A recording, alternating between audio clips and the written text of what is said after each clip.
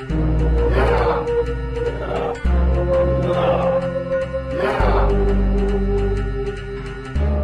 منطقة غرب سابي ساند تخضع لسيطرة أسدين براندز كامب ميلز، الأسدين الأقوياء الشجعان اللي قاموا بأعمال رائعة علشان يحافظوا على أراضيهم وتخطوا كل عقبة واجهتهم. حاليا بيهيمنوا على شيمانجوي وناكاهوما بريكاوي ومانجيني برايد، وتحت سيطرتهم وقعت معركة كبيرة ما بين مانجيني برايد من جهة وناكاهوما من جهة تانية، وقدرت لبؤة ناكاهوما بقرار جريء وشجاع إنها تحمي لبؤتها، إلا إنه كان القرار الأخير والحركة الشجاعة الأخيرة منها، لأن إناث مانجيني برايد ببساطة قتلوها. أما اللبؤتين فنجوا زي ما قلتلك واختاروا يبعدوا عن الأنظار.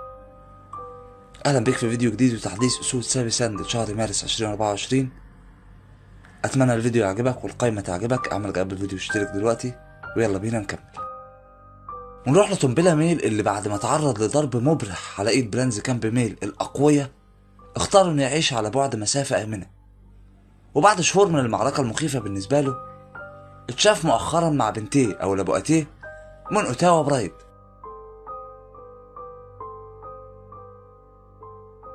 وعلى غرار والدهم بيحاولوا هما كمان يبعدوا عن الأنظار. دول عاشوا قبل كده بمفردهم أكتر من سنة ونص،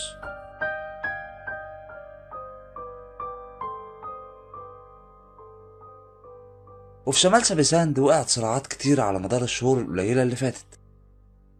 ذكور بلاك دام ميلز واجهوا تحديات كبيرة خصوصا مع وجود منافسين كبار زي انزينجا ميلز وكامبولا وغيرهم، ومع ذلك يعتقد ان هم المسيطرين حاليا والمهيمنين في ناكاهوما برايد. الحديث صحيح عن كامبولا ميلز، اتشاهد الذكور الأربعة في الفترة اللي فاتت مشغولين بأختهم اللبؤة، وبعيد عن أختهم اللبؤة اللي ليها قصة عجيبة هحكيها لك دلوقتي، كمان تم مشاهدتهم مع لبؤات ناكاهوما عدة مرات. لبؤات ناكاهوما اللي هم تحت سيطرة بلاك دام ميلز، يعني دي حاجة من الحاجات اللي أدت لوقوع معارك كبيرة جدا ما بين بلاك دام وما بين كامبولا ميلز. أما بالنسبة لأختهم اللبؤة بقى ففكرتها عجيبة أوي. تخيل إنها لحد النهاردة لسه مرجعتش لفخرها الأصلي، بمعنى الفخر اللي اتولدت فيه يعني، ومكملة في التجول والترحال معاهم. غريبة أوي، خصوصا إنه عاجلا أم آجلا هيسيطروا على اللبؤات التانيين، واللبؤات التانيين هيكونوا فخر معاهم وهيطردوا أختهم أو يقتلوها. أملها بالنسبة لي هو الانضمام للبؤة وحيدة أو ترجع لفخر ولادتها. وفخر كامبولا برايد اتقسم لفخرين، الأول بيضم لبؤة واحدة و13 شبل باسم كامبولا برايد برضه، أما التاني من 3 لبؤات و3 أشبال باسم انسيفو برايد.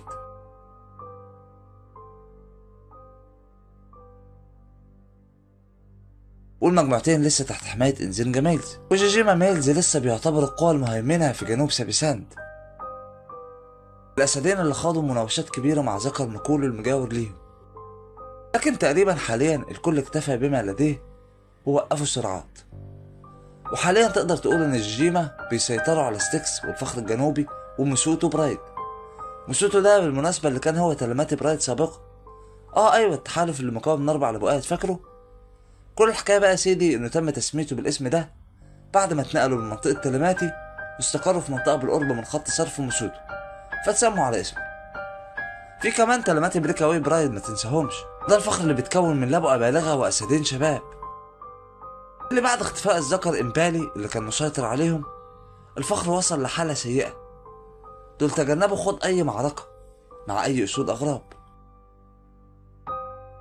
نروح لذكور نكولو اللي مستمرين في رحلتهم لاستكشاف أراضي كروجر. يبدو إن ليهم مستقبل مشرق للغاية، لأنهم ببساطة بيحملوا ميزة مختلفة من كل تحالف قوي يظهر على الساحة، يعني تقدر تقول مزيج أبطال. وموهك أفوكا اللي بدأ يتكيف مع نمط النوماديك لايف أو حياة الرحالة، واللي ظهر مؤخرا في بعض مقاطع وصور أكدت ده، إلا إن آخر أسود أفوكا الجنوبيين وعلى عكس أخوه موهك اتشاهد في حالة يرثى لها، وكان واقف على جثة جاموس مع ذكور كامبولا وشقيقتهم أو اللبؤة أختهم.